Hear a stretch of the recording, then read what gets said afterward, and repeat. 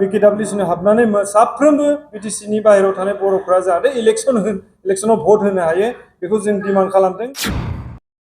बे भिलेज नटिफिकेशनखौ जोङो वेलकाम खालामदों, नाथाय बे भिलेज नटिफिकेशनआ कमप्लिट नङा। खायसे हाबदों, सोरबा गामिया हाबाखै, सोरनियाबा थालांदों, सोरनियाबा हाबदों, बिब्दियाव जों सन्तुष्ट नङा। गुवाहाटीयावनो जों नुनो मोनदों भिलेज नटिफिकेशनाव ओरैबायदि बेले बुजे जे गुवाहाटीयाव 60टा काउन्सिल दङ, बे काउन्सिलनि मात्र 12टा काउन्सिलनि बर'फोराल' भिलेज नटिफिकेशनाव हाबसनजादों। बाखि 48टा काउन्सिलनि आन्दाराव थानाय बर'फोरा बहा दङ? आरो बिश्वनाथ, सनितपुर आरो बिश्वनाथ बे मोनब्रै जिल्लाया BKWAC आव हाबसननांगौ।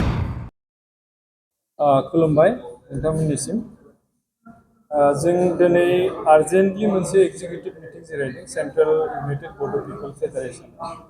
जोंहा दिनैनि बे मेला गोबां एजेन्डा लानानै जों खुंनाय जादोंमोन आरो एजेन्डाफोरा खोब इम्पर्टेन्ट। बिटिसिनि बायजोआव थानाय बर'फोरनि जा थासारि बेनि सायाव गोबां सावरायनो गोनां दङ। बिटिसिनि बायजोआव थानाय जा BKWAC काउन्सिल, बे काउन्सिलनि सिङाव थानाय बर' रायजोफोरा गाबोन इलेक्शन जानो थांगासिनो। बे इलेक्शननि सिगां जिखिनि खामानि BKWAC मावलांनांगौमोन बे खामानिफोरनि सायाव जोङो बुंगोन। दा BKWAC इलेक्शन जागोन होननानै जों खोनानो मोनदों आरो बिथांमोना थांनाय मास मोनथामसोनि सिगाङाव आसाम सरकारा भिलेज नटिफिकेशन बिथांमोना फोरमायदोंमोन, भिलेज नटिफिकेशन खालामदोंमोन। बे भिलेज नटिफिकेशन लिस्टफोराव बे भिलेज नटिफिकेशनखौ जोङो वेलकाम खालामदों, नाथाय बे भिलेज नटिफिकेशनआ कमप्लिट नङा।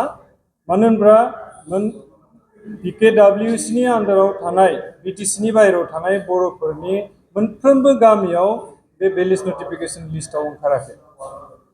जोङो स्ट्रिक्टलि बुंनो थाङोब्ला जोङो बे भिलेज नटिफिकेशन जा ओंखारदों गभर्नमेन्टआ, जों बेयाव जोङो सुख गैया, जोङो सन्तुष्ट नङा।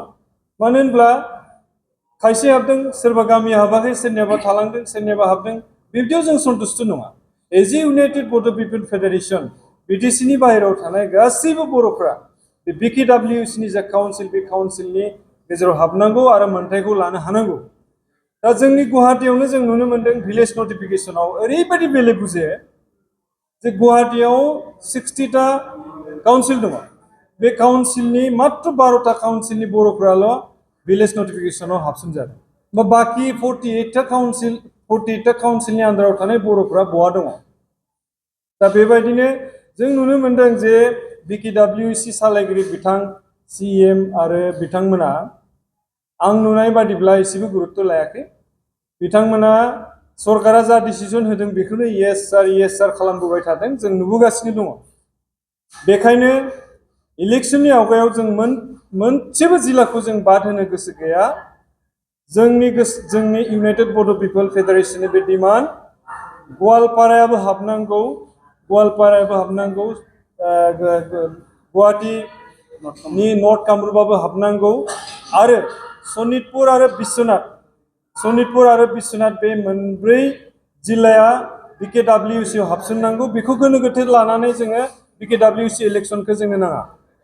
मोनफ्रोमबो जिल्लाया बे इलेक्शनाव हाबनांगौ आरो मोनसे आरोबाव जों खावलायनाय जे फार्स्ट भिलेज नटिफिकेशन, बे भिलेज नटिफिकेशना क्लियारलि जानांगौ जाहाथे बिटिसिनि बाहेरायाव थानाय सासेबो बर'आ थालांनो मोननाय नङा। साफ्रोमबो बर'फ्रा BKWAC नि आन्दाराव हाबनांगौ आरो BKWAC हाबनानै साफ्रोमबो बिटिसिनि बाहेरायाव थानाय बर'फ्रा जाहाथे इलेक्शनाव भट होनो हायो बेखौ जों डिमान्ड खालामदों।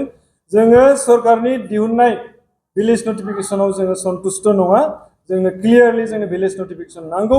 बेनि उनाव जा कनस्टिटिउन्सि जागोन, बे कनस्टिटिउन्सियाव पपुलेशन पेटार्नाव कनस्टिटिउन्सि जानांगौ। जुदि 10,000 मोनसे कनस्टिटिउन्सि बा मोनफ्रोमबो जिल्लायानो बेबादि कनस्टिटिउन्सि जानांगौ। दा जों दिनैनि बे आफादाव सावरायनाय गुबै जाहोनफ्रा बेफोरनोमोन, जाहाथे मोनफ्रोमबो जिल्लाया जाहाथे हाबनो हायो, साफ्रोमबो बर'फ्रा जाहाथे BKWAC नि आन्दाराव भट होनो हायो, बे मोन्थायनि सायाव जों सावरायदों।